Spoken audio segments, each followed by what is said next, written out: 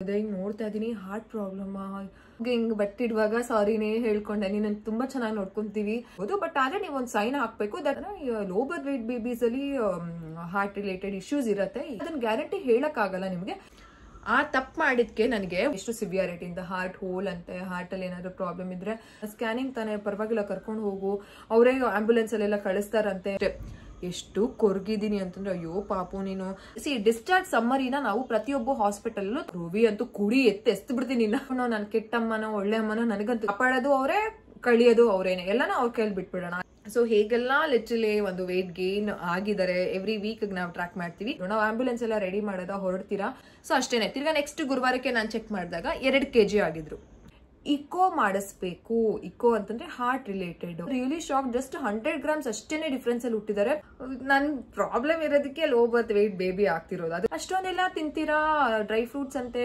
Negative comments ನನಗೆ yes this is the part 2 ಅಂದ್ರೆ part 1 ಅಲ್ಲಿ ನಾನು ಎಲ್ಲಾನು ಶೇರ್ ಮಾಡ್ಕೊಂಡಿದ್ದೀನಿ ಹೇಗೆಲ್ಲ ಜನಗಳು ನನ್ನನ್ನ ಫುಲ್ ಪುಟ್ ಡೌನ್ ಪಾತಾಳಕ್ಕೆ ಹಾಕ್ಬಿಟ್ಟಿದ್ರು ಹೇಗೆ I have just stopped up ಅಂತ ಎಲ್ಲಾನು ಶೇರ್ ಮಾಡ್ಕೊಂಡಿದ್ದೀನಿ ನಿಮ್ಮ ಹತ್ರ ಸೊ ನೀವು ನೋಡಿದ್ದೀರಾ ಅಂತ ಅನ್ಕೊಂಡಿದ್ದೀನಿ so this is the part 2 so little ಏನ ನಮ್ಗೆ ಯಾವಾಗ 22nd ಅಲ್ವಾ ಲಿಟಲೆ 148ಗೆ ಹುಟ್ಟಿದ್ದು ನನಗೆ ಎಲ್ಲ ತೋರಿಸಿ ಕ್ಯೂಟ್ ಆಗಿ ನಾನು ಲಿಟಲೆ ಸ್ಕಿನ್ ಕಾಂಟ್ಯಾಕ್ಟ್ ಮಾಡ್ಕೊಂಡು ಎದೆ ಮೇಲೆಲ್ಲ ಹಾಕೊಂಡು ಅದಾದ್ಮೇಲೆ ಕ್ರೂವಿಗೆಲ್ಲ ತೋರಿಸಿದ್ದಾರೆ ಅದಾದ್ಮೇಲೆ ನನ್ನ ವಾರ್ಡ್ಗೆ ಹಾಕಿದ್ರು ಪಕ್ಕದಲ್ಲಿ ಕರ್ಕೊಂಡು ಬಂದು ಮಲಗಿಸಿದ್ರೆ she was flexible she was all right ಒಂದ್ಸಲ ಫೀಡ್ ಮಾಡಿಸಿದ್ದಾರೆ ಯಾಕಂತಂದ್ರೆ ಸಿ ಸೆಕ್ಷನ್ ಆದವ್ರಿಗೆ ಸಡನ್ ಆಗಿ ಸ್ಟಿಚಸ್ ಎಲ್ಲ ಇರುತ್ತೆ ಅಂತ ಅಂದ್ಬಿಟ್ಟು ಅವ್ರು ಫಾರ್ಮುಲಾ ಸ್ಟಾರ್ಟ್ ಮಾಡ್ಬಿಡ್ತಾರೆ ಒಂದ್ಸಲ ಫಾರ್ಮುಲಾ ಹಾಕಿ ಪಾಪುನ ಪಕ್ಕದಲ್ಲೇ ಮಲಗಿಸ್ಕೊಂಡಿದ್ರು ಶಿ ವಾಸ್ ಪಿಳಿ ಅಂತ ಕಂಡ್ಬಿಡ್ತಾ ಇದ್ದಾರೆ ಆರಾಮಾಗಿದ್ರು ಅಂದ್ರೆ ಇನ್ನೊಂದೇನ್ ಗೊತ್ತಾ ಸಿ ಸೆಕ್ಷನ್ ಮಾಮೀಸ್ಗೆ ಮಾತ್ರ ಗೊತ್ತಿರುತ್ತೆ ನಾರ್ಮಲ್ ಅವರು ಅಟ್ಲೀಸ್ಟ್ ಹಿಂಗೆ ಬೆಂಡ್ ಆಗ್ಬೋದು ಹಿಂಗ್ ಮುಟ್ಬೋದು ಬಟ್ ಸಿ ಸೆಕ್ಷನ್ ನನ್ನ ಪಕ್ಕದಲ್ಲೇ ಲಿಟ್ಟಲ್ಲೇ ಮಲ್ಕೊಂಡಿದ್ದಾರೆ ನನಗೆ ಬೆಂಡ್ ಮಾಡಕ್ಕೂ ಆಗ್ತಿಲ್ಲ ನನ್ನ ಕಾಲ್ ಏನೋ ಮರದ ದಿಂಡೆ ತರ ಮೂವ್ ಏನೂ ಗೊತ್ತಾಗ್ತಾ ಇಲ್ಲ ಓಕೆನಾ ಆ ರೀತಿ ನಾನು ಆಕ್ಚುಲಿ ಕೈ ಹಿಂಗೆ ಕಟ್ಟಿರ್ಬೇಕು ಅದೆಲ್ಲ ಇದು ಏನದು BP ಅಲ್ವಾ ಅದನ್ನೇನೋ ಹಾಕಿರ್ತಾರೆ ಕೈಗೆಲ್ಲ ಇದನ್ನ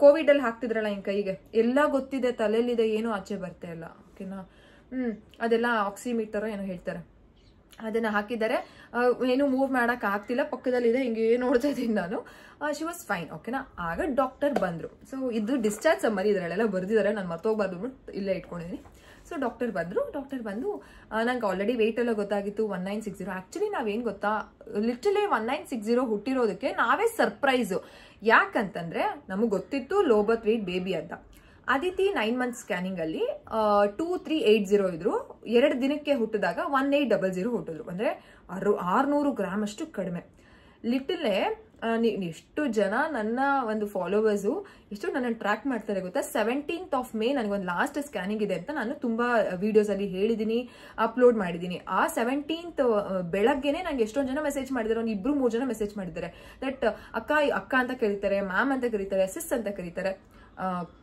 ಏನು ಪ್ರೀತಿಯಿಂದ ಮಾತಾಡಿಸ್ಬೇಕಾಗಿರೋರು ಮಾತಾಡ್ಸಲ್ಲ ಇವ್ರು ಮಾತಾಡಿಸ್ತಾರೆ ದಟ್ಸ್ ಮೈ ಫ್ಯಾಮಿಲಿ ಓಕೆನಾ ಸೊ ಏನೋ ಹೇಳ್ತಿದ್ದೆ ಮೆಸೇಜ್ ಮಾಡಿದ್ದಾರೆ ದಟ್ ಅಕ್ಕ ಇವತ್ತು ನಿಮ್ದು ಸ್ಕ್ಯಾನಿಂಗ್ ಇದೆ ಹೋಗಿದ್ರಾ ಏನು ಅಂತ ಐ ವಾಸ್ ಲೈಕ್ ಎಸ್ ನಾನು ಅವತ್ತೂ ಚೆಕ್ ಮಾಡಿಸಿದಾಗ ನಮಗೆ ಲಿಟ್ರಲಿ ಅದು ಎಷ್ಟಿತ್ತು ಗೊತ್ತಾ ನಾನು ಪ್ರೂಫ್ ತೋರಿಸ್ತೀನಿ ನಿಮಗೆ ಸುಮ್ಮನೆ ನಾನು ಮಾತಾಡಲ್ಲ ಎಷ್ಟಿದ್ರು ಗೊತ್ತಾ 1960 ಇದು 715 ಎಂತ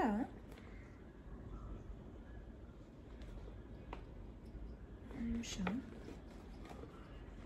ಇದರಲ್ಲೇ ಇರಬೇಕು 5 ಅಂತ ಹಾಕೋ ಬದಲು 3 ಅಂತ ಹಾಕಿದ್ದಾರೆ ನಿಮಿಷ ನೋಡ್ತೀನಿ ಇದೆ 17325 ಇಲ್ಲ ನಾನು ಇದ್ರಲ್ಲಿ ಮಾಡಿಸಿದ್ದು 1 ಸೆಕೆಂಡ್ ಐ ಗಾಟ್ ಇಟ್ 17ನೇ ತಾರೀಕು ಅವತ್ತೇ ಮಾಡಿಸಿದ್ವಾ ಅವತ್ತೇ ಮಾಡಿಸಿದ್ದೀವಿ see you can see here 17/5/25 miss ಮಾಡಿದೆ ಅವತ್ತೇ ಹೋಗಿ ಮಾಡಿಸಿದ್ವಿ ಪಾಪು ವೆಯ್ಟ್ ಎಷ್ಟಿತ್ತು ಗೊತ್ತಾ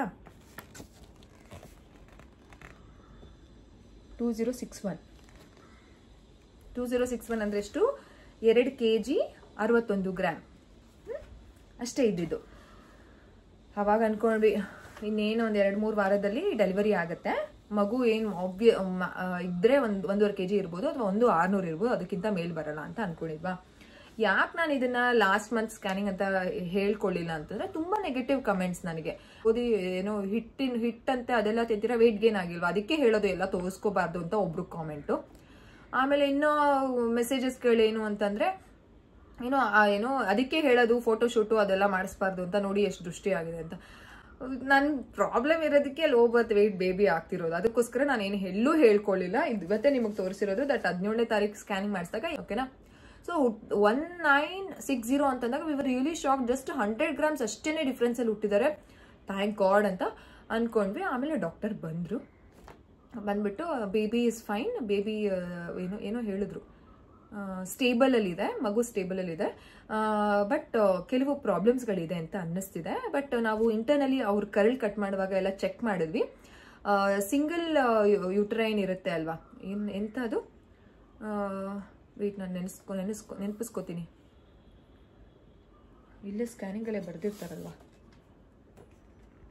ಸಿಂಗಲ್ ಲೈವ್ ಇಂಟ್ರಾಯುಟರೈನ್ ಅಲ್ಲ, ಅದೇನದು umbilical cord, single loose loop umbilical cord, single artery ಅಂತ ಹೇಳ್ತೀರಲ್ಲ, 2 ವೆಸಲ್ಡ್ ಅಂಬಲಿಕಲ್ ಕಾರ್ಡರ್, 3 ಇರಬೇಕು, 2 ಇದೆ ಅಂತ ನಮ್ಮ ಸ್ಕ್ಯಾನಿಂಗ್ ಎಲ್ಲ ಇತ್ತು. ಅದೇ ಯೋಚನೆ ಇರ್ತಿತ್ತು, ಓಕೆನಾ. ಬಟ್ ಡಾಕ್ಟರ್ ಹೇಳಿದ್ರು, ನಾವು ಅದನ್ನೆಲ್ಲ ಎಕ್ಸಾಮಿನ್ ಮಾಡಿದಾಗ ನಾರ್ಮಲ್ ಆಗೇ ಇದೆ ಅನ್ಸುತ್ತೆ, 3 ವೆಸಲ್ಸೇ ಇದೆ, ಏನು ತೊಂದರೆ ಇಲ್ಲ. ಆದ್ರೆ ಒಂದು ಚೆಕ್ ಮಾಡಿಸ್ಕೊಂಡು ಬನ್ನಿ, ನಾವು ಸ್ಕ್ಯಾನಿಂಗ್ ಬರ್ಕೊಡ್ತೀವಿ, ಹೋಗಿ ಮಾಡಿಸ್ಕೊಂಡು ಬನ್ನಿ ಅಂತ ಹೇಳಿದ್ರೆ, ನಾನು ಮಲ್ಕೊಂಡಿದ್ದೀನಿ, ಕೃವಿ ಎಲ್ಲ ನಿಂತ್ಕೊಂಡು ಕೇಳ್ತಾ ಇದ್ದಾರೆ, ನಾನು ಕೃವಿ ಮುಖ ನೋಡ್ತಾ ಇದ್ದೀನಿ. ಬಿಕಾಸ್ ನಾನು ಹೋಗೋಕ್ಕಾಗಲ್ಲ, ನಾನು ಯಾವ ರೀತಿ ಅಂತಂದ್ರೆ ಎಲ್ಲ ಕೆಲಸನೂ ನಾನೇ ಮಾಡಬೇಕು. ಯಾಕಂದ್ರೆ ಕೃವಿ ಮೇಲೆ ನಂಬಿಕೆ ಇಲ್ಲ ಅಂತ ನಾನು ಆ ಯೋಚನೆ ಅಲ್ಲ ನನಗೆ. ನಾನು ಬೆಸ್ಟಾಗಿ ಮಾಡ್ತೀನಿ, ನಾನು ಯಾವುದನ್ನು ಮಿಸ್ ಮಾಡಲ್ಲ. ನಾನು ಪಟ ಅಂತ 5 ನಿಮಿಷ ಆದ್ರೂ 100 ಕ್ವಶನ್ನ ಕೇಳಿ ಎಲ್ಲ ಆನ್ಸರ್ನ ತಗೊಂಡ್ ಬಂದಿರ್ತೀನಿ. ಆ ರೀತಿ ನನಗಿದು, ನಾನು ಹೋಗೋಕ್ಕಾಗಲ್ಲ, ನಾವು ಕೃವಿ ಏನ್ ಮಾಡ್ತಾರೋ ಆಲ್ರೆಡಿ ನಂಗೆ ಥಾಟ್ ಹೋಗ್ತಾ ಇದೆ ತಲೆಯಲ್ಲಿ. ಡಾಕ್ಟರ್ ಇದನ್ನೇ ಹೇಳಿದ್ದು ಅವರು, ಅದೊಂದು ಸ್ಕ್ಯಾನಿಂಗ್, ಹೊಟ್ಟೆದು ಒಂದು ಸ್ಕ್ಯಾನಿಂಗ್ ಮಾಡಿಸ್ಕೊಂಡ್ಬರ್ಬೇಕು, ಅದಾದ್ಮೇಲೆ ಇಕೋ ಮಾಡಿಸ್ಬೇಕು. ಇಕೋ ಅಂತಂದ್ರೆ ಹಾರ್ಟ್ ರಿಲೇಟೆಡ್. ಇವರು ಲೈಕ್, ನನಗಂತೂ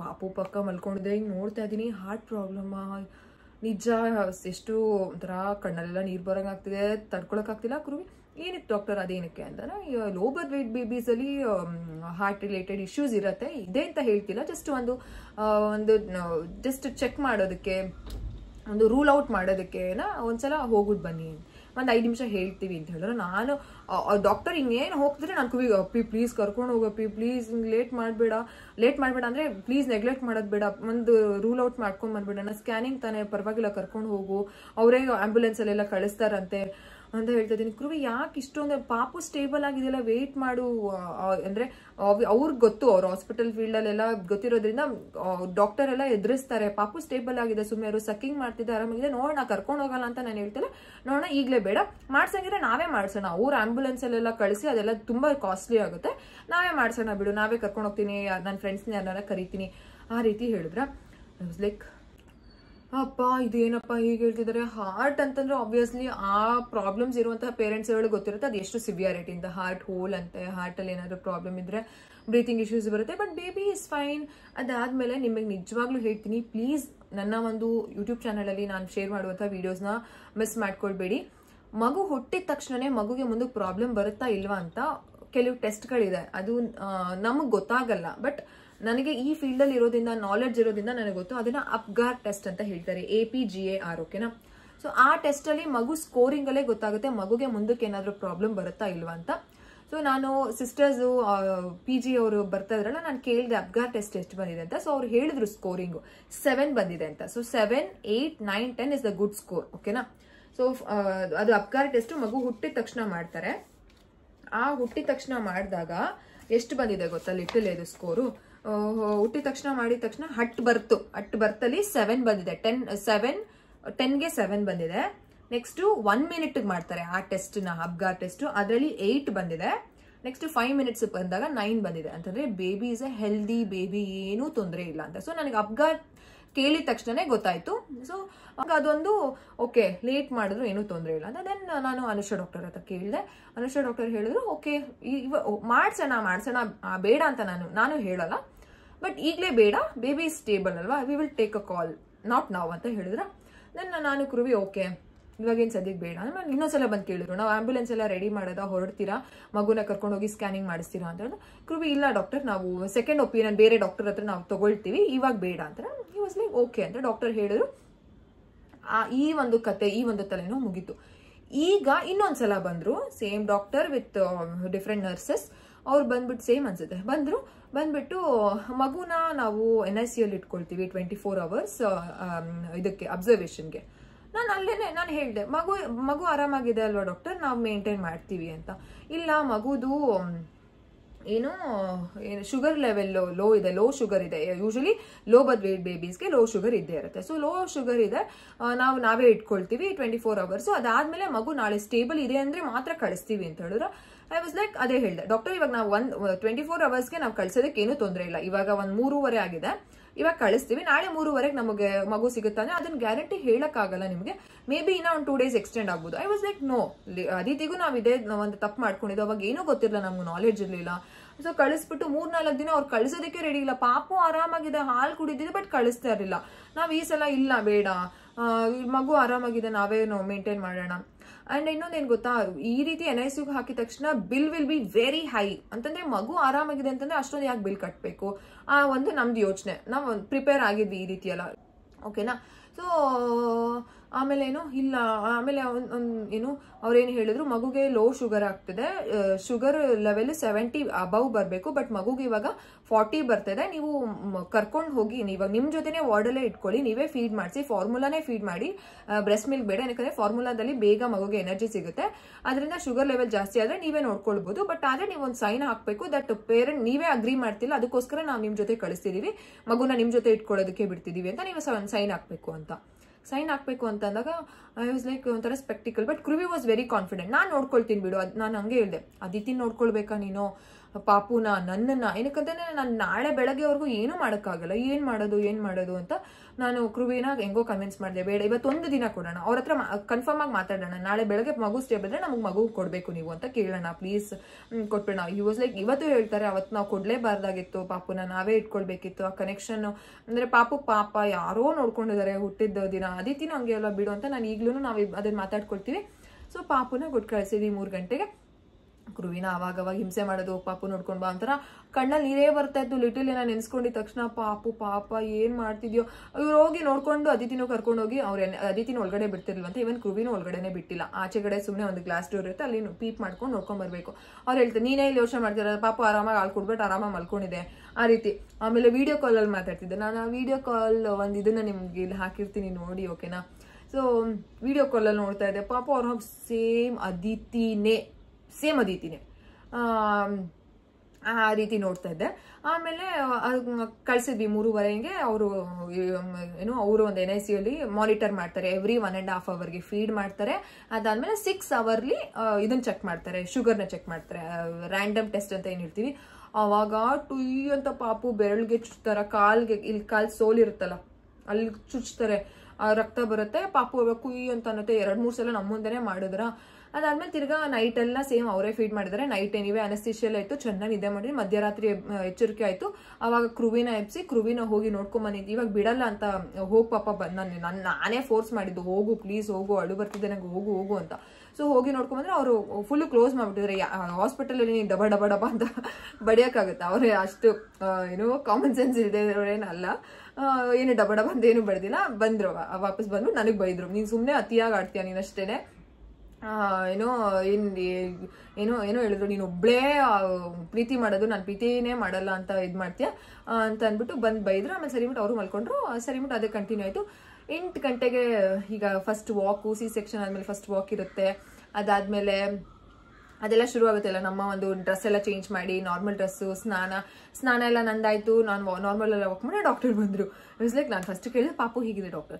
ಈಸ್ ಲೈಕ್, ಪಾಪು ಇಸ್ ಸ್ಟೇಬಲ್, ಚೆನ್ನಾಗಿದೆ, ನೀವು ವಾರ್ಡಕ್ಕೆ ಕಳಿಸ್ಕೊಡ್ತೀವಿ ಒಂದು 10 ಗಂಟೆಗೆ. I was like literally I am walking on the Moon ತರ ಅನ್ನಿಸ್ಬಿಟ್ಟು. ನಿಜವಾಗ್ಲೂ ಪಾಪು ಬರ್ತಾ ಇದೆಯಾ?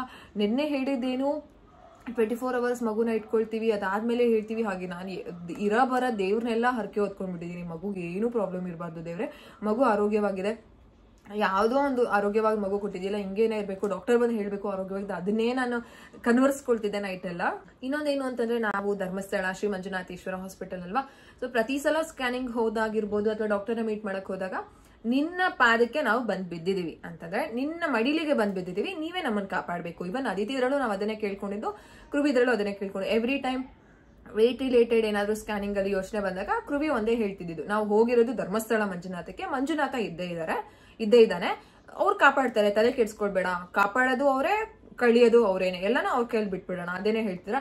ಸೊ ನಾನು ಅದನ್ನೇ ಅನ್ಕೊಂತಿದ್ದೆ, ನಿನಗ್ ಬಿಟ್ಟಿದೀವಿ, ನೀನ್ ಏನ್ ಮಾಡಿ, ತುಂಬಾ ಚೆನ್ನಾಗಿ ನಂಬ್ತೀನಿ ನಾನು, ದೇವ್ರ ನಿಜವಾಗ್ಲೂ ಆರೋಗ್ಯ ಅಂತೂ ಇಬ್ರಿಗೂ ಕೊಟ್ಟಿದ್ದಾರೆ. ಓಕೆನಾ, ಡೀಟೇಲ್ ಆಗಿ ಹೇಳ್ತೀನಿ.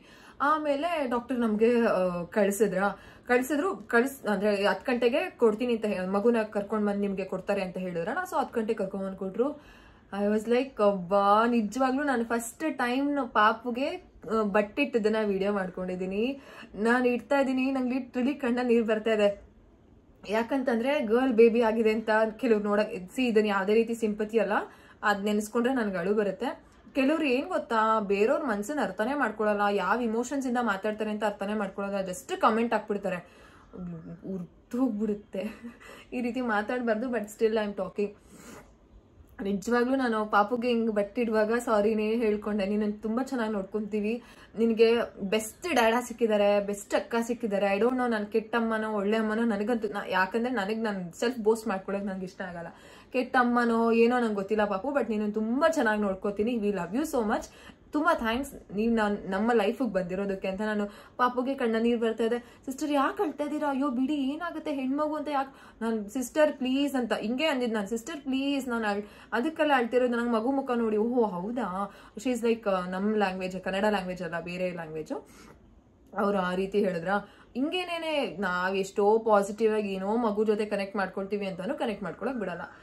ಆಮೇಲೆ ಡಾಕ್ಟರ್ ಏನ್ ಹೇಳಿದ್ರು, ಕರ್ಕೊಂಡೆಲ್ಲ ಬಂದ್ಮೇಲೆ ಅವ್ರ ಸಿಸ್ಟರ್ ಹತ್ರ ಕಳಿಸ್ಬಿಟ್ಟು ಏನ್ ಹೇಳಿದ್ರು, ಎವ್ರಿ 6 hours ಬಂದು ನಾವು ಶುಗರ್ನ ಚೆಕ್ ಮಾಡ್ತೀವಿ ಮಗುಗೆ.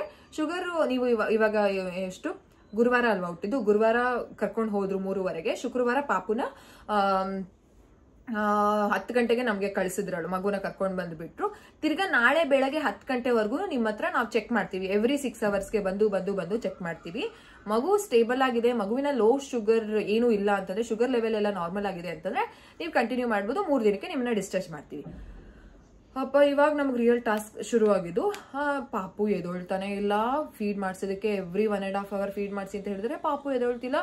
ಆಮೇಲೆ ಏನ್ ಮಾಡುದು, ನಿದ್ದೆ ಸಕ್ ಮಾಡೋ ಎಬಿಲಿಟಿ ಇಲ್ಲ ಅಂತ ಇಲ್ಲ, ನಿದ್ದೆ ಇಲ್ಲ ಅಂತಂದ್ರೆ ಎಬ್ಬರಿಸಿದ್ರೆ ಚೆನ್ನಾಗಿ ಸಕ್ ಮಾಡ್ತಾರೆ, ಹಂಗೆ ಮಲ್ಕೊಂಡ್ಬಿಡ್ತಾರೆ. ತುಂಬಾ ಕಷ್ಟ ಆಗ್ತಿತ್ತು ನನಗೆ. ಬೇರೆ ಸೊಂಟ ನೋವು, ಏನ್ ಮಾಡೋದು, ಎಷ್ಟೇ ಬೆಡ್ ಹಿಂಗಿದ್ರು ಅದು ನೋವು ಬಂದೇ ಬರುತ್ತೆ. ಕೃವಿ ಏನ್ ಮಾಡಿದ್ರು, ಬಿಡು ತಲೆ ಕೆಡ್ಸ್ಕೋಬೇಡ, ಹಾಸ್ಪಿಟಲ್ ಅಲ್ಲಿ ಇರೋವರೆಗೂ ಫಾರ್ಮುಲಾ ಹಾಕೋಣ, ಯಾಕಂತಂದ್ರೆ ಲೋ ಶುಗರ್ ಬಂದ್ರೆ ಇನ್ನೂ ಸ್ವಲ್ಪ ದಿನ ಮಗುಗೆ ಇಟ್ಕೊಂಡು, ನಮ್ಗೆ ಏನ್ ಗೊತ್ತಾ, ಹಾಸ್ಪಿಟಲ್ ಬಿಲ್ ಜಾಸ್ತಿ ಆಗುತ್ತೆ ಅನ್ನೋದು ಯೋಚನೆ ಇಲ್ಲ, ಅಥವಾ ಮಗುನಲ್ಲಿ ಎಣ್ಣೆ ಇಟ್ಕೊಂತಾರೆ, ಮಗುಗ್ ಚುಚ್ತಾರಲ್ಲ, ಚುಚ್ಚೋದನ್ನ ನೋಡಕ್ಕಾಗಲ್ಲ. ಪುಟ್ಟು ಕಾಲ್ಗೆ ಚುಚ್ತಾರೆ ಅಂದ್ರೆ ಸೀರಿಯಸ್ಲಿ ಯಾರಿಗೂ ನೋಡಕ್ಕಾಗಲ್ಲ. ಸೊ ಅದು ಬೇಡ, ಹಾಸ್ಪಿಟಲ್ ಅಲ್ಲಿ ಇರೋವರೆಗೂ ಇವತ್ತೊಂದು ದಿನ ನಾವು ಅಂದ್ರೆ ಒಂದ್ ಸಲ ಶುಗರ್ ಲೆವೆಲ್ ಕರೆಕ್ಟ್ ಆಗಿ ಬಂದ್ರೆ ತಿರ್ಗಾ ಏನ್ ಡ್ರಾಪ್ ಆಗಲ್ಲ. ಓಕೆನಾ. ಸೊ ಅದಕ್ಕೋಸ್ಕರ ಎವ್ರಿ 1.5 hour ಫಾರ್ಮುಲಾ ಮಿಕ್ಸ್ ಮಾಡು, ನಾನ್ ಕೈ ಕೆರಿ ಕಾಲ್ ಕೆರಿ ಎಬ್ಬಸು ಕುಡ್ಸು ಎವ್ರಿ 1.5 hour. ಹಾಗೆ ಎವ್ರಿ 6 hours ಅವ್ರು ಬರ್ತಾ ಒಂದ್ಸಲ 56 ಬಂತು, 62 ಬಂತು, ಆಮೇಲೆ 68, 72, 78, ಆಮೇಲೆ ಹೋಗ್ತಾ 80, 90 ಆ ರೀತಿ ಎಲ್ಲ ಆಯ್ತಾ. ಆಮೇಲೆ ಅವರು ಪಾಪ 3 ಸಲ ನಮ್ಮನ್ನ ಶುಕ್ರವಾರ 10 ಗಂಟೆ ಕರ್ಕೊಂಡ್ ಬಂದಾಗ ಅವಾಗ ಒಂದ್ಸಲ ಚೆಕ್ ಮಾಡಿದ್ರು, ಅದಾದ್ಮೇಲೆ ತಿರ್ಗಾ 3 ಸಲ ಚೆಕ್ ಮಾಡಿದ್ರು ಅಷ್ಟೇ. ಯಾವಾಗ 80+ ಬಂತು ಅವಾಗ ಅವ್ರಕ್ಕೆ ಬೇಬಿ ಸ್ಟೇಬಲ್, ತಿರ್ಗಾ ಏನ್ ಚೆಕ್ ಮಾಡಲ್ಲ ನೀವು. ನಂಗೆ ಪಾಪಕ್ ಚೆಕ್ ಮಾಡ್ತಿದಾರೆ ಅಂತಂದ್ರೆ I B literally like this, ಅಂದ್ರೆ ಅಳೋ ಬರೋ ತರ. ಕೃವಿ ಅಂತೂ ನೋಡ್ತಾನೆ ಇರಲ್ಲ, ಅವ್ರು ಇಂಜೆಕ್ಷನ್ ಎಲ್ಲ ಮಗು ಅವ್ರು ಹೇಳ್ತಾರಲ್ಲ, ಬೇರೆಯವ್ರಿಗೆ ಯಾರು ಬೇಕಾದ್ರೆ ನೋಡ್ಬಿಡ್ತೀನಿ, ಲಿಟಲ್ ಇದೆ ಮತ್ತೆ ಅದಿತಿ ಈ ರೀತಿ ಮಾಡ್ದಾಗ ನೋಡಕ್ಕಾಗಲ್ಲ, ನಿಂದು ನೋಡ್ಬಿಡ್ತೀನಿ, ಏನಂದ್ರೆ ನಿಂದು ನೋಡಿದ್ರೆ ನೀನ್ ದೊಡ್ಡೋಳಲ್ವಾ, ಬಟ್ ಮಕ್ಳು ನೋಡಕ್ಕಾಗಲ್ಲ ನನ್ಗೆ ಅಂತ ಹೇಳ್ತಾರೆ. ಸೊ ಚೆಕ್ ಮಾಡ್ಲಿಲ್ಲ, ಸೊ ಸ್ಟೇಬಲ್ ಆದ್ರು. ಸೊ ಎವ್ರಿ 1.5 hour ಕೃವಿ ಅಂತೂ ಕುಡಿ ಎತ್ತು ಬಿಡ್ತೀನಿ ಇನ್ನ. ಅವ್ರಿಗೆ ಏನ್ ಯೋಚನೆ, ತಿರ್ಗಾ ಎಲ್ಲಿ ಬಂದ್ ನಾನು ಪ್ಲೀಸ್ ರೇಗಾಡ್ಬೇಡ, ಇನ್ನೇನ್ ಪಾಪ ಬಂದ್ ಚುಚ್ತಾರೆ, ಅದೇ ತಾನೇ ಅಳೋದು, ನೋಡಕ್ಕಾಗುತ್ತಾ ನಮ್ಗೆ ಅಂತ ಅವ್ರು ನನ್ ಮೇಲೆ ರೇಗ್ತಾ ಇದಾರೆ. ಅದಿತಿ ಆಕ್ಚುಲಿ ಏನ್ ಗೊತ್ತಾ, ನಿಜವಾಗ್ಲೂ ನಾವು ಅದಿತಿನ ಪಡೆಯೋದಕ್ಕೆ ತುಂಬಾ ಪುಣ್ಯ ಮಾಡಿದ್ರೆ, ಯಾವ್ದೋ ದೇವ್ರ ವರ ಅನ್ಸುತ್ತೆ. ನಾನು ಅದೇ ಹೇಳ್ತೀನಿ, ನಮ್ಮಪ್ಪ ಅಮ್ಮ ಮಾಡಿರೋ ಪುಣ್ಯ, ನಿಮ್ಮಪ್ಪ ಅಮ್ಮ ಮಾಡಿರೋ ಪುಣ್ಯ, ಅದಿತಿ ನಮ್ ಜೀವನದಲ್ಲಿ ಇದ್ದಾರೆ. ಯಾಕಂತಂದ್ರೆ ತುಂಬಾ ಅಡ್ಯಾಪ್ಟಬಲ್ ಮಗು, ತುಂಬಾ ಅರ್ಥ ಮಾಡ್ಕೊಳ್ತಾರೆ, ತುಂಬಾ adaptable, very understanding baby Aditi. ಓಕೆನಾ. ಸೊ ಅದಿತಿ ಹಾಸ್ಪಿಟಲ್ ನಿಜವಾಗ್ಲೂ ನಮ್ಗೆ ಈಗ ನೆನೆಸ್ಕೊಂಡ್ರೆ ನಿಜವಾಗ್ಲೂ ಅದಿತಿ ನಮ್ ಜೊತೆ ಇದ್ರ ಮೇಂಟೈನ್ ಮಾಡಿದ್ವಾ ಪಾಪುನ ಅಂತ ಅನಿಸ್ತಾ ಇತ್ತು. ಸೊ ಎವ್ರಿ ಟೈಮ್ ಕೃವಿ ಕಾಫಿ ಮಾಡ್ತಾ ಇದ್ರು ರೂಮಲ್ಲೇನೆ, ಏನಕ್ಕಂತ ಇಷ್ಟುದ್ದ ಕೊಡ್ತಾರೆ ಕಾಫಿ, ಅದು ಸಾಲಲ್ಲ, ನನಗೆ ಜಾಸ್ತಿ ಬೇಕು. ರಸ್ಕ್ ತಿಂತಾ ಇದ್ದೆ ಕಾಫಿ ಜೊತೆ, ನಂಗೆ ರಸ್ಕೆಲ್ಲ ತುಂಬಾ ಇಷ್ಟ. ಓಕೆನಾ. ಬ್ರೆಡ್ ರಸ್ಕೆಲ್ಲ, ಕಾಫಿ ಇದ್ರೆ ಮಾತ್ರ, ಬೇರೆ ಟೈಮಲ್ಲೆಲ್ಲ ಏನು ಇಷ್ಟ ಆಗಲ್ಲ. ಆಮೇಲೆ ನಾವು ಹೇಳ್ಬಿಟ್ಟಿದ್ವಿ ಊಟ ಎಲ್ಲ, ಸೊ ಊಟ ಎಲ್ಲ ತಂದು ಕೊಡ್ತಾ ಇದ್ರು, ಅದಿತಿನ ನೋಡ್ಕೊಳ್ತಾ ಇದ್ರು, ಅದಿತಿನ ಮಲಗಿಸಿ ಅದಿತಿಗೆ ಊಟ ಮಾಡಿಸಿ, ನನಗೆ ಫೀಡಿಂಗ್ ಮಾಡಿಸ್ಬೇಕಂದ್ರೆ ಪಾಪುನ ಕೊಟ್ಟು ಬೆಡ್ನ ವಾಪಸ್ ಹಾಕಿ ಬೆಡ್ನ ಹಾಕಿ ವಾಶ್ರೂಮ್ ಕರ್ಕೊಂಡು ಹೋಗ್ತಿದ್ರು. ಈ ಹ್ಯಾಸ್ ಚೇಂಜ್ ಮೈ ಟೈಪ್ ಇದು ಸ್ಯಾನಿಟರಿ ಪ್ಯಾಡ್ಸ್ ಆಲ್ಸೋ, ಗೊತ್ತಾ? ಅದೇ ಹೇಳ್ತಾ ಇರ್ತೀನಿ ನಾನು ಒಂದೊಂದ್ಸಲ. ಐ ಡೋಂಟ್ ನೋ ನೀನ್ ಲಕ್ಕಿನ ನಾನ್ ಲಕ್ಕಿನ ಗೊತ್ತಿಲ್ಲ, ಒಟ್ಟು ನಾನು ಇಬ್ಬರಲ್ಲಿ ಒಬ್ಬರಾದ್ರೂ ಲಕ್ಕಿ ಅಂತ ಅವ್ರು ಹೇಳ್ತಿರ್ತಾರೆ. ನಿನ್ಗೆ ಎಷ್ಟೇ ಮಾಡಿದ್ರು ನಿಯತ್ತಂತೂ ಇಲ್ಲ ಅಂತ. ಸುಮ್ಮನೆ ರೇಗಿಸ್ತೀನಿ. I am very lucky to receive him. But ಕೆಲವ್ರಿಗೆ ಅರ್ಥ ಆಗಿಲ್ಲ, ನೋ ಪ್ರಾಬ್ಲಮ್. ಆಮೇಲೆ ಪಾಪುದು ಹೆಂಗೋ ಇದಾಯ್ತಾ. ಸೊ ಇದೇ ರೀತಿ every 1.5 hour every 2 hours feed ಮಾಡಿಸ್ತಾ ಆಮೇಲೆ ಇದನ್ನ ಶನಿವಾರ ನೈಟ್ ಬಂದು ಏನ್ ಹೇಳಿದ್ರು ಅಂದ್ರೆ, ನಾಳೆ ನೀವು ಡಿಸ್ಚಾರ್ಜ್ ಆಗ್ಬೋದು, ಬಟ್ ಮಗುದು ಒಂದ್ಸಲ ಜಾಂಡಿಸ್ ಚೆಕ್ ಮಾಡ್ಬೇಕು. ಅವಾಗ ಲೈಕ್ ಅದಿತಿಗೂ ಹೀಗೆ ಆಗಿದ್ದು, ಇನ್ನೇನು ಮಗು ಎಲ್ಲ ಫ್ಲೆಕ್ಸಿಬಲ್ ಇದೆ, ಮಗು ಸ್ಟೇಬಲ್ ಇದೆ ಅಂತ ಅಂದಾಗ ಜಾಂಡಿಸ್ ಚೆಕ್ ಮಾಡಿದ್ರು, ಜಾಂಡಿಸ್ ಇತ್ತು. ಇನ್ನ 3 ದಿನ ಇಟ್ರು. ಇವಾಗ ಏನಪ್ಪ ದೇವರೆಲ್ಲ ತಿರ್ಗಾ ಅದಕ್ಕೆ ಮಗುಗೇನು ಜಾಂಡಿಸ್ ಇರಬಾರ್ದು, ನಾವು ಬೇಗ ಮನೆಗೆ ಹೋಗ್ಬೇಕು ಅಂದ್ರೆ. ಅದಿತಿ ಎಷ್ಟೇ ಅಡಾಪ್ಟಬಲ್, ಎಷ್ಟೇ ಒಂದು ಫ್ಲೆಕ್ಸಿಬಲ್ ಆಗಿದ್ರು, ಹಾಸ್ಪಿಟಲ್ ಇಸ್ ಅ ವೆರಿ ಒಂದು ಡಿಫ್ರೆಂಟ್ ಎನ್ವೈರ್ಮೆಂಟ್. ಇರಕ್ಕಾಗಲ್ಲ ಜಾಸ್ತಿ ದಿನ, ಯಾರಿಗೂ ಇಷ್ಟ ಆಗಲ್ಲ ಇರೋದಕ್ಕೆ. ನಾವು ಮನೆಗೆ ಹೋಗ್ಬೇಕು, ಕ್ರಿಬ್ಬಿಂಗ್ ಮನೆಗೆ ಹೋಗಿ ಅಂದ್ರೆ. ಇನ್ನೊಂದೇನು ಗೊತ್ತಾ, ನಾನು ಹಾಸ್ಪಿಟಲ್ ಯಾವಾಗ ಬ್ಯಾಕ್ ಪೇನ್ ಎಲ್ಲ ಬಾಯ್ತು ಎಲ್ಲ ರೆಡಿ ಮಾಡಿರ್ತಲ್ಲ, ಎಲ್ಲನೂ ರೆಡಿ ಮಾಡಿಟ್ಟು ಹೋಗಿದೆ. ಅಂದ್ರೆ ಕ್ಲೀನ್ ಆಗಿ ಬೆಡ್ಶೀಟ್ ಎಲ್ಲ ಕ್ಲೀನ್ ಆಗಿ ಹಾಕಿ, ಯಾಕಂದ್ರೆ ಪಾಪು ನಾವ್ ಇಲ್ಲೇ ಕರ್ಕೊಂಡ್ ಬರ್ತೀವಿ ಅಂತ ಒಂದು ನಮ್ಗೆ ಐಡಿಯಾ ಇತ್ತು. ಅವಾಗ ಬಂದು ಗಬ್ಬಾಗಿ ಏನ್ ಮಾಡೋದು, ಸೊ ಬೆಡ್ಶೀಟ್ ಎಲ್ಲ ಕ್ಲೀನ್ ಆಗಿ ಹಾಕಿ ಎವ್ರಿಥಿಂಗ್ ವಾಸ್ ಸೆಟ್. ಬಂದು ಏನು ಗಬ್ಬಿರಲ್ಲ ಆ ರೀತಿ ಮಾಡಿ ಹೋಗಿದ್ನಾ. ನನಗೇನು ರೂಮ್ದೇನು ಟೆನ್ಷನ್ ಇರಲಿಲ್ಲ. ಎಲ್ಲಾನು ಸ್ಕ್ರೀನ್ ಎಲ್ಲ ವಾಶ್ ಮಾಡಿ, ಕಿಟಕಿ ಎಲ್ಲ ಕ್ಲೀನ್ ಮಾಡಿ, ಎವ್ರಿಥಿಂಗ್ ವಾಸ್ ಡನ್, ಏನೂ ತೊಂದರೆ ಇರಲಿಲ್ಲ. ಆಮೇಲೆ ಮನೆಗೆ ಹೋಗ್ಬೇಕು. ಆಮೇಲೆ ಇದನ್ನು ಚೆಕ್ ಮಾಡಿದ್ರು, ಬಿಲಿರುಬಿನ್ ಏನದು ಜಾಂಡಿಸು ಚೆಕ್ ಮಾಡಿದ್ರು. ಮಗು ಸ್ಟೇಬಲ್ ಆಗಿದೆ, ನೀವು ಹೋಗ್ಬೋದು. ಭಾನುವಾರ ಸಂಜೆ ಡಿಸ್ಚಾರ್ಜ್ ಆಯ್ತು. ಮನೆಗೆ ಬಂದ್ಮೇಲೆ ಡಿಫರೆಂಟ್ ಸ್ಟೋರೀಸ್ ಅದೆಲ್ಲ ಹೇಳಿದೀನಿ ಪಾರ್ಟ್ 1 ಅಲ್ಲಿ, ನೀವು ನೋಡಿದೀರಾ ಅನ್ಸುತ್ತೆ. ಡೈರೆಕ್ಟ್ ಆಗಲ್ಲ ಅಂದ್ರು ಇಂಡೈರೆಕ್ಟ್ ಆಗಿ ಇದು ಮಾಡಿದ್ರು. ಸೊ ಇಲ್ಲಿ ಎಲ್ಲಾನು ಅಬ್ಗಾರ್, ನಾನು ಹೇಳ್ದೆ ಅಲ್ಲ, ಅಬ್ಗಾರ್ ಇಸ್ ಗುಡ್ ಅಂತ ಹಾಕಿದ್ದಾರೆ.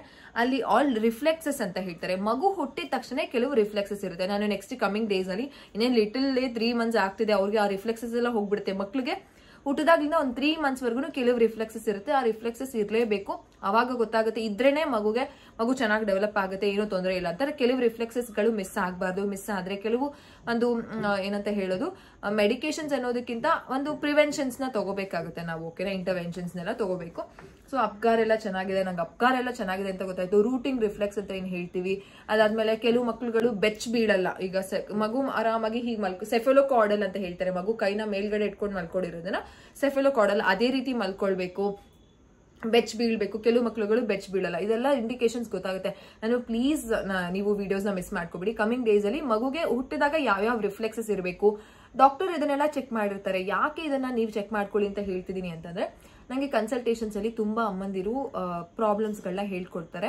1.5 ವರ್ಷ ಆದ್ರೂ ಮಗುಗೆ ಕತ್ ನಿಂತಿಲ್ಲ ಹೇಳ್ತಾರೆ. ಬರ್ತ್ ಹಿಸ್ಟ್ರಿಗೆ ಹೋಗ್ತೀನಿ ನಾನು, ಬರ್ತ್ ಹಿಸ್ಟ್ರಿ ಕೇಳ್ತೀನಿ ಮಗುಗೆ.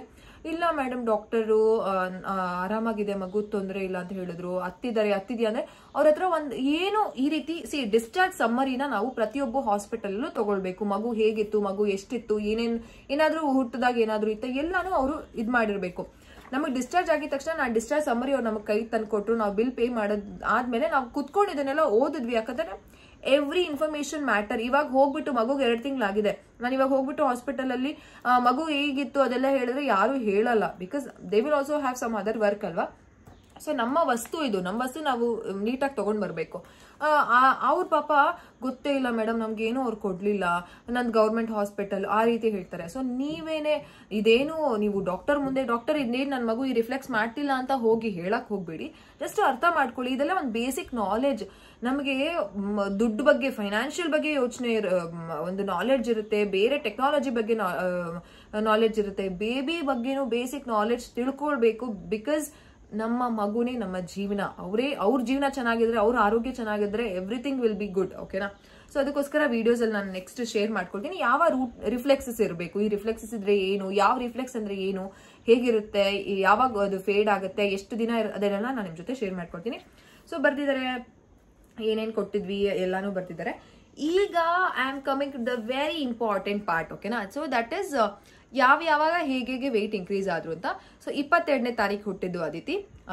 22ನೇ ತಾರೀಕು ಹುಟ್ಟಿದ್ದು ಲಿಟರಲಿ ಅದಿತಿ ಅಂತ 3 ವರ್ಷದಿಂದ ಜಪ, ಇನ್ನೇನು 4 ತಿಂಗಳು ಹೋದ್ರೆ 3 ವರ್ಷ ಎಲ್ಲ ಜಪ ಮಾಡಿ ಅಂದ್ರೆ ಅದಿತಿನೇ ಬರುತ್ತೆ ಬಾಯಲ್ಲಿ. ಸೊ 27ನೇ ತಾರೀಕು ಹುಟ್ಟಿದ್ದು. ಅವಾಗ ಲಿಟ್ರಲೆ 1 kg 960 ಗ್ರಾಮ್ ಇದ್ರು ಗೊತ್ತಾ. ನಮ್ಮ ಮನೆಯಲ್ಲಿ ವೇಯಿಂಗ್ ಮಿಷಿನ್ ಇದೆ, ಸೊ ಕೃವಿ ತಂದಿಟ್ಕೊಂಡಿದ್ದಾರೆ. ಸೊ ಆ ಮಿಷಿನಲ್ಲೇ ನಾನು ಲಿಟ್ರಲೇನ ಎವ್ರಿ ವೀಕ್, ಗುರುವಾರ ಹುಟ್ಟಿದಲ್ವಾ, ಎವ್ರಿ ಗುರುವಾರ ನಾನು ಲಿಟ್ರಲೇನ ವೇ ಮಾಡ್ತಿದ್ದೆ. ಸೊ ನೀವು ನೋಡ್ಬೋದು ಎವ್ರಿ ಒಂದು ವೀಕ್ದು ನನ್ನ ಹತ್ರ ಇದಿದೆ ಎಷ್ಟು ಇನ್ಕ್ರೀಸ್ ಆದ್ರು ಅಂತ. ಸೊ 23ನೇ ತಾರೀಕು ಅವತ್ತು BCG ಇಂಜೆಕ್ಷನ್ ಕೊಟ್ಟಲ್ಲ, ಅವತ್ತು ವೇಯ್ ಮಾಡಿದ್ರು. ಅವತ್ತು 1 kg 880 ಗ್ರಾಮ್ ಆದ್ರು, ಓಕೆನಾ. ಸೊ ಕಡಿಮೆ ಆಗಿದ್ರು. ತಿರ್ಗಾ 25ನೇ ತಾರೀಕು 1 kg 880 ಅಷ್ಟೇನೆ ಇದ್ರು, ಅಂದ್ರೆ ಡಿಸ್ಚಾರ್ಜ್ ಆದಾಗ, ಓಕೆನಾ. ಸೊ ಅಷ್ಟೇನೆ 23ನೇ ತಾರೀಕಿಗೂ 25ನೇ ತಾರೀಕಿಗೂ ಏನು ಡಿಫ್ರೆನ್ಸ್ ಇಲ್ಲ, ಸೇಮ್ ಇದ್ದಾರೆ. ಅದಾದ್ಮೇಲೆ ಎವ್ರಿ ವೀಕ್ ಗುರುವಾರ ಮಾಡ್ಕೊಂತ ಬಂದಿದ್ದೀನಿ ನಾನು. ಸೊ ಅವತ್ತು ಹೇಗೆ ಅಂತಂದ್ರೆ ಡಿಸ್ಚಾರ್ಜ್ ಆದ್ವಲ್ಲ 25ನೇ ತಾರೀಕು, ಸೊ ಅಷ್ಟೇನೆ. ತಿರ್ಗಾ ನೆಕ್ಸ್ಟ್ ಗುರುವಾರಕ್ಕೆ ನಾನು ಚೆಕ್ ಮಾಡಿದಾಗ 2 kg ಆಗಿದ್ರು, ಲಿಟ್ರಲಿ ಜಸ್ಟ್ ಒಂದು 40 ಗ್ರಾಮ್ ಏನೋ ಎಕ್ಸ್ಟ್ರಾ ಆಗಿದ್ರು. ನೆಕ್ಸ್ಟ್ ಅಂದ್ರೆ ಹುಟ್ಟಿದ ವೆಯ್ಟ್ಗೆ 40 ಗ್ರಾಮ್ ಎಕ್ಸ್ಟ್ರಾ ಆಗಿದ್ದಾರೆ. ನೆಕ್ಸ್ಟ್ 12ನೇ ತಾರೀಕು ಎಷ್ಟಾಗಿದ್ರು ಅಂದ್ರೆ 2.5 kg ಆಗಿದ್ದಾರೆ, ಲಿಟ್ರಲಿ ಚೆನ್ನಾಗಿ ಗ್ರೋತ್ ಇತ್ತು, ಓಕೆನಾ. ಸೊ 12ನೇ ತಾರೀಕು 2.5 kg ಆಗಿದ್ರು. ತಿರ್ಗಾ 19ನೇ ತಾರೀಕನ್ನ ಚೆಕ್ ಮಾಡಿದೆ. ತಿರ್ಗಾ ನೆಕ್ಸ್ಟ್ ವೀಕ್ 19ನೇ ಗುರುವಾರ ಚೆಕ್ ಮಾಡಿದಾಗ 2 kg 800 ಗ್ರಾಮ್. ನನಗೆ ಖುಷಿ ದಟ್ ವೇಟ್ ಗೇನ್ ಆಗ್ತಿದ್ದಾರೆ. ಡಾಕ್ಟರ್ ಹೇಳಿದ್ರಲ್ಲ ಏನೇನೋ ಕಾಂಪ್ಲಿಕೇಶನ್ಸ್, ಹಾರ್ಟ್ ಪ್ರಾಬ್ಲಮ್ ಅಂತೆ, ಅದಂತೆ ಇದಂತೆ ಅಂದ್ರೆ ಇರಬಹುದು ಅಂತ. ಅಂಡ್ ಇನ್ನೊಂದೇನು ಗೊತ್ತಾ, it's my humble request, little is healthy, ಅವ್ರಿಗೆ ಯಾವುದೇ ರೀತಿ ಪ್ರಾಬ್ಲಮ್ಸ್ ಇಲ್ಲ. ಕೆಲವ್ರು ಏನ್ ಗೊತ್ತಾ, ಅರ್ಧಂಬರ್ಧ ವಿಡಿಯೋ ನೋಡ್ತಾರೆ, ಅರ್ಧಂಬರ್ಧ ಮಾಹಿತಿನ ತಿಳ್ಕೊಳ್ತಾರೆ. ಒಂದಿನ ಮೆಸೇಜ್ ಮಾಡ್ತಾರೆ, ಮ್ಯಾಮ್ ನಿಮ್ಗೆ ನಿಮ್ಮ ಮಗುಗೆ ಹಾರ್ಟ್ ಪ್ರಾಬ್ಲಮ್ ಇತ್ತಲ್ಲ, ಆ ಪ್ರಾಬ್ಲಮ್ ಇತ್ತಲ್ಲ, ಈ ಪ್ರಾಬ್ಲಮ್ ಇತ್ತಲ್ಲ, ನಮ್ಮ ಮಗುಗೂ ಇದೆ ಅಂತ. ಅವಾಗ ಎಂತ ತಾಯಂದಿರ್ಗಾದ್ರೂ ಏನೂ ಪ್ರಾಬ್ಲಮ್ ಇಲ್ಲ ಅಂತ, ಪ್ರಾಬ್ಲಮ್ ಇದ್ರೆ ಅದು ಬೇರೆ ವಿಷಯ, ಅದು ಪಾಸಿಟಿವ್ ಆಗಿ ಬಂದ್ಬಿಟ್ಟಿರ್ತೀವಿ. ಪ್ರಾಬ್ಲಮ್ ಇದೆ, ಅದಕ್ಕೆ ನಾವೇನೋ ಒಂದು ಟ್ಯಾಕಲ್ ಮಾಡಬೇಕು, ಅದ್ರ ಬಗ್ಗೆ ಹೋರಾಡಬೇಕು ಅಂತ. ಪ್ರಾಬ್ಲಮ್ ಇಲ್ಲದೆ ಇದ್ದಾಗ ಪ್ರಾಬ್ಲಮ್ ಇದೆಯಾ ಅಂತ ಕೇಳಿದ್ರೆ ಅದು ಹರ್ಟ್ ಆಗುತ್ತೆ. Please, little is very healthy, ಯಾವುದೇ ಪ್ರಾಬ್ಲಮ್ ಇಲ್ಲ. Just weight is the matter ಆಗಿತ್ತು, ಬಿಕಾಸ್ ನನ್ನ ಗರ್ಭಕೋಶ ಚಿಕ್ಕದಿತ್ತು, ಅದಕ್ಕೋಸ್ಕರ ಅವ್ರಿಗೆ ವೇಟ್ ಇನ್ಕ್ರೀಸ್ ಆಗೋದಕ್ಕೆ ಅವ್ರಿಗೆ ಸಾಧ್ಯ ಆಗಲಿಲ್ಲ. She's an IUGR. IUGR is nothing but intrauterine growth retardation. ಮಗುಗೆ ಒಳಗಡೆ ಡೆವಲಪ್ ಆಗೋದಕ್ಕೆ, ಅಂದ್ರೆ ಮೆಂಟಲಿ ಡೆವಲಪ್ ಆಗಿಲ್ವಾ, ಡೆವಲಪ್ ಆಗಿದ್ದಾರೆ, ಬ್ರೈನ್ ಡೆವಲಪ್ಮೆಂಟ್ ಎಲ್ಲ ಎಲ್ಲಾನು ಚೆನ್ನಾಗಿರುತ್ತೆ, ಜಸ್ಟ್ ವೇಟ್ ಮಾತ್ರ ಕಡಿಮೆ ಇರುತ್ತೆ ಅಷ್ಟೇನಾ. ಅದನ್ನ ಇಂಟ್ರಾಯುಟರೈನ್ ಗ್ರೋತ್ ರಿಟಾರ್ಡೇಷನ್ ಬೇಬಿ ಅಂತ ಹೇಳ್ತಾರೆ, ಓಕೆನಾ. So literally is that even ಅದಿತಿನೂ IUGR ಬೇಬಿ, ಅದಿತಿನೂ low birth weight baby, same literally IUGR low birth weight. ಅದಿತಿಗೆ ವೇಟ್ ಇದ್ದಿದ್ದು ಹುಟ್ಟಿದಾಗ 1 kg 800 ಗ್ರಾಮ್, ಲಿಟರಲಿ ಹುಟ್ಟಿದಾಗ 1 kg 960 ಗ್ರಾಮ್. ಇಷ್ಟೇನೆ ಡಿಫ್ರೆನ್ಸ್, ಒಂದು 160 ಗ್ರಾಮ್ ಡಿಫ್ರೆನ್ಸ್ ಇದೆ.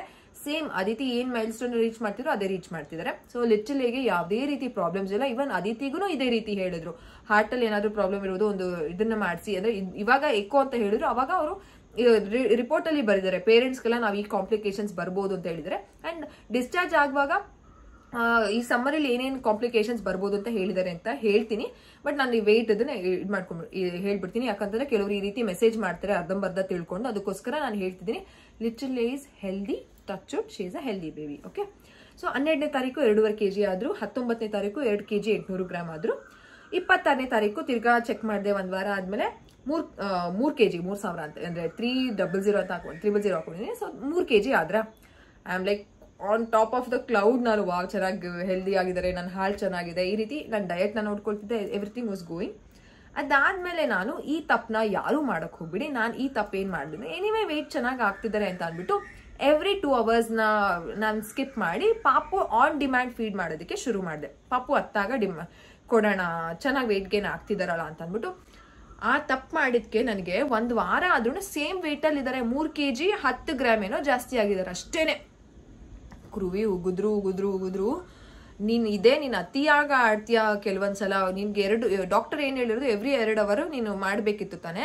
ಏನಕ್ಕೆ ಆಕ್ಚುಲಿ ನನಗೆ ಇದನ್ನ 6 weeksಗೆ ನಾವು ವ್ಯಾಕ್ಸಿನ್ ಹಾಕಿಸ್ಕೊಂಬಂದಲ್ಲ, ಡಾಕ್ಟರ್ ಏನಿಲ್ಲ ಆನ್ ಡಿಮ್ಯಾಂಡ್ ಕೊಡ್ಬೋದು, ಮಗು ವೆಯ್ಟ್ ಗೇನ್ ಆಗ್ತಿದೆ ಅಂತಂದ್ರೆ ಏನ್ ತೊಂದರೆ ಇಲ್ಲ ಅಂತ ಹೇಳಿದ್ರ. ಅದನ್ನ ಫಾಲೋ ಮಾಡಿಕೆ ಜಸ್ಟ್ 10 ಗ್ರಾಮ್ ಅಷ್ಟೇ. 26ನೇ ತಾರೀಕು 3 kg ಇತ್ತು, ಸೇಮ್ kg 3ನೇ ತಾರೀಕು ಸೇಮ್ kg ಜಸ್ಟ್ 10 ಗ್ರಾಮ್ ಅಷ್ಟೇ. ಎಷ್ಟು ಕೊರ್ಗಿದ್ದೀನಿ ಅಂತಂದ್ರೆ, ಅಯ್ಯೋ ಪಾಪು ನೀನು ವೆಯ್ಟ್ ಗೇನ್ ಆಗಿದ್ರೆ ಇನ್ನೊಂದು 300-400 ಗ್ರಾಮ್ ಚೆನ್ನಾಗಿ ಆಗ್ತಿದೆ, ಸಾರಿ ಹಾಗೆ ಹೀಗೆ ಅಂತ ಎಷ್ಟು ಕೊರ್ಗಿದ್ದೀನಿ ಗೊತ್ತಾ. ಆವಾಗ ತಿರ್ಗಾ ಸ್ಟಾರ್ಟ್ ಮಾಡಿದ್ನ. ತಿರ್ಗಾ 10ನೇ ತಾರೀಕಿಗೆ 150 ಗ್ರಾಮ್ಸ್ ಅಷ್ಟು ಜಾಸ್ತಿ ಆಗಿತ್ತು, 3 kg 160 ಗ್ರಾಮ್ ಆಯ್ತು.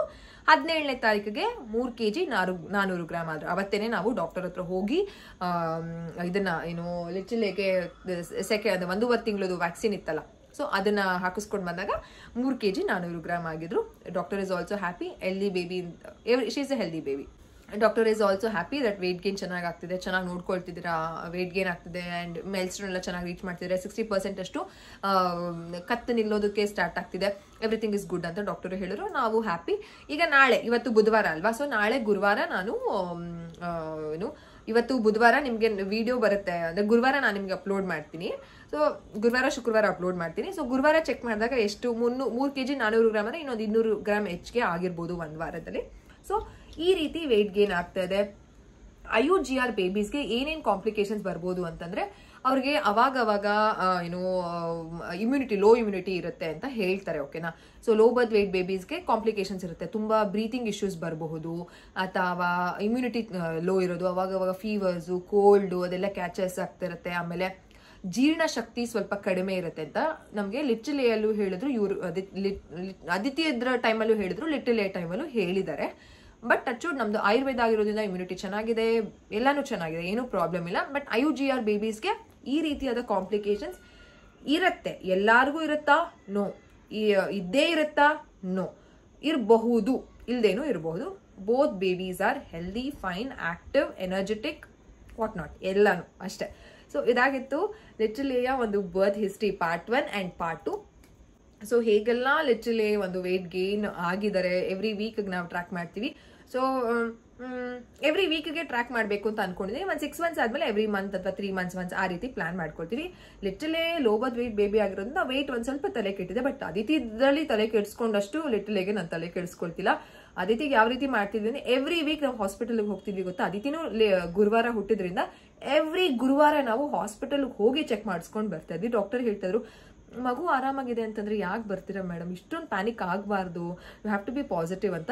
ಬಟ್ ನಮಗೆ ಭಯ ಆಯಿತು. ಬಟ್ ಈಗ ವೇಯಿಂಗ್ ಮೆಷಿನ್ ಮನೆಯಲ್ಲೇ ಇರೋದ್ರಿಂದ ಮನೆಯಲ್ಲೇ ಚೆಕ್ ಮಾಡ್ಕೊಳ್ತೀನಿ. ಪ್ಯಾನಿಕ್ ಏನಾಗಲ್ಲ, ಏನೇನು ಕೊಡಬೇಕು ಸಪ್ಲಿಮೆಂಟ್ಸ್ ಎಲ್ಲಾನು ಕೊಡ್ತಾ ಇದ್ದೀನಿ. ಸಪ್ಲಿಮೆಂಟ್ಸ್ ಅಂದರೆ ನಾರ್ಮಲ್ ವೈಟಮಿನ್ ಡಿ, ಬೋನಿಸನ್ನು, ಅದಾದಮೇಲೆ ಐ ಡ್ರಾಪು, ಆಮೇಲೆ ರಾತ್ರಿ ಹಾಕೋದಕ್ಕೆ ಲಿವ್ 52 ಅದೆಲ್ಲ ಕೊಡು, ಅದನ್ನೆಲ್ಲ ನಾನು ಕಂಟಿನ್ಯೂ ಮಾಡ್ತಿದ್ದೀನಿ. ಬೆಳಗ್ಗೆ ಜಾಕಾಯಿ, ಬಾದಾಮಿ, ಅದನ್ನೆಲ್ಲ ನೀವು ವಿಡಿಯೋ ನೋಡಿಲ್ಲ ಅಂದರೆ ನೋಡಿ, ಓಕೆನಾ. ಬಾದಾಮಿ, ಜಾಕಾಯಿ, ಬಜೆ, ಆಮೇಲೆ ತುಪ್ಪ ಮಿಕ್ಸ್ ಮಾಡಿ ಕೊಡು, ಅದನ್ನೆಲ್ಲ ನಾರ್ಮಲ್ ಆಗಿ ಮಾಡ್ತಿದ್ದೀನಿ. 6 months ವರೆಗೂ ನಾನು ಯಾವುದನ್ನು ಶುರು ಮಾಡಲ್ಲ, ಅಂತಂದರೆ ಸಾಲಿಡ್ ಕೊಡೋದು, ಗಂಜಿ ಹಾಕೋದು ಅದೆಲ್ಲ ಏನೂ ಮಾಡಲ್ಲ, ಹಾಲೆಲ್ಲ ಏನೂ ಕೊಡಲ್ಲ. 6 monthsಗೆ ನಾನು ಸಾಲಿಡ್ನ ಶುರು ಮಾಡೋದು.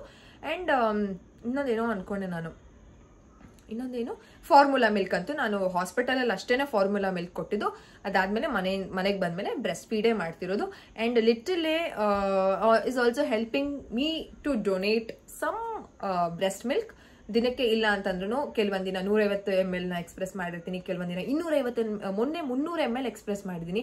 ಯಾಕಂತಂದ್ರೆ ಲಿಟಲ್ ಎ ಫುಲ್ಲು ನಿದ್ದೆ ಮಾಡಿದ್ದಾರೆ, ನನಗೆ ಇದೆ ಎಂಗ್ರಾಜ್ಮೆಂಟ್ ಆಗ್ತಿದೆ ಬ್ರೆಸ್ಟು. ಅವಾಗ ನಾನೇನು ಲಿಟಲ್ ಎದೊಳ್ತಿಲ್ಲ, ಆರಾಮಾಗಿ ನಿದ್ದೆ ಮಾಡಿ ಸ್ವಲ್ಪ ಕುಡಿಬಿಟ್ಟು ನಿದ್ದೆ ಮಾಡ್ತಿದ್ದಾರೆ. ಸೊ ನಾನು ಎಲ್ಲಾನು ಎಕ್ಸ್ಪ್ರೆಸ್ ಮಾಡಿ ಫ್ರಿಜ್ಜಲ್ಲಿ ಅದೇ ಫ್ರೀಸರಲ್ಲಿ ನಾನು ಸ್ಟೋರ್ ಮಾಡ್ತಿದ್ದೀನಿ ಟು ಗಿವ್ ಸಮ್ ಬೇಬಿ, ಯಾವುದೋ ಒಂದು ಪುಟ್ಟ ಕಂದಮ್ಮಂಗೆ ಆ ಬ್ರೆಸ್ಟ್ ಮಿಲ್ಕ್ ಹೋಗ್ಲಿ ಅಂತ. So she is also helping me out with that. ಇಷ್ಟೇ ಆಲ್ ಅಬೌಟ್ ಲಿಟಲ್ ಎಸ್ ಬರ್ತ್ ಸ್ಟೋರಿ, ವೇಟ್ ಗೇನ್ ಹೇಗೆ ಎಲ್ಲಾನು ಅಂತ. ಸೊ ಪ್ಲೀಸ್ ವಾಚ್ ಮಾಡಿ ವಿಡಿಯೋಸ್, ಕಮಿಂಗ್ ವಿಡಿಯೋಸ್, ನನ್ನ ವಿಡಿಯೋಸ್ ಏನು ಅಂತಂದ್ರೆ ಹುಟ್ಟಿದ ಮಗು ಹೇಗೆ ಆರೋಗ್ಯವಾಗಿದೆ ಅಂತ ತಿಳ್ಕೊಳ್ಳೋದು, ಯಾವ ರಿಫ್ಲೆಕ್ಸ್ ಇರಬೇಕು. ಎಲ್ಲ ಮಕ್ಕಳುಗಳು ಆರೋಗ್ಯವಾಗಿರ್ತಾರೆ, ಓಕೆನಾ, ತಲೆ ಕೆಡಿಸ್ಕೋಬೇಡಿ. ಸೊ ಯಾವ ರಿಫ್ಲೆಕ್ಸ್ ಇರಬೇಕು, ಯಾವ ರಿಫ್ಲೆಕ್ಸ್ ಇದ್ರೆ ಏನು, ಹೇಗೆ ತಿಳ್ಕೊಳ್ಳೋದು, ಇದ್ರ ಬಗ್ಗೆ ಏನು ವರ್ಕ್ ಮಾಡೋದು, ಯಾವ ಡೆವಲಪ್ಮೆಂಟ್ನ ಯಾವ ರೀತಿ ಮಾಡೋದು, ಬ್ರೈನ್ ಡೆವಲಪ್ಮೆಂಟ್ ಯಾವ ರೀತಿ ಮಾಡೋದು ಅಂತ ಎಲ್ಲನೂ ಶೇರ್ ಮಾಡ್ಕೊಳ್ತೀನಿ. ಸೊ ನೆಕ್ಸ್ಟ್ ವಿಡಿಯೋದಲ್ಲಿ ಸಿಗ್ತೀನಿ. ನೀವಿನ್ನೂ ಚಾನಲ್ನ ಸಬ್ಸ್ಕ್ರೈಬ್ ಮಾಡ್ಕೊಂಡಿಲ್ಲ ಅಂತಂದ್ರೆ ಈಗಲೇ ಮಾಡ್ಕೊಳ್ಳಿ. ಟಾಟಾ, ಬಾಯ್.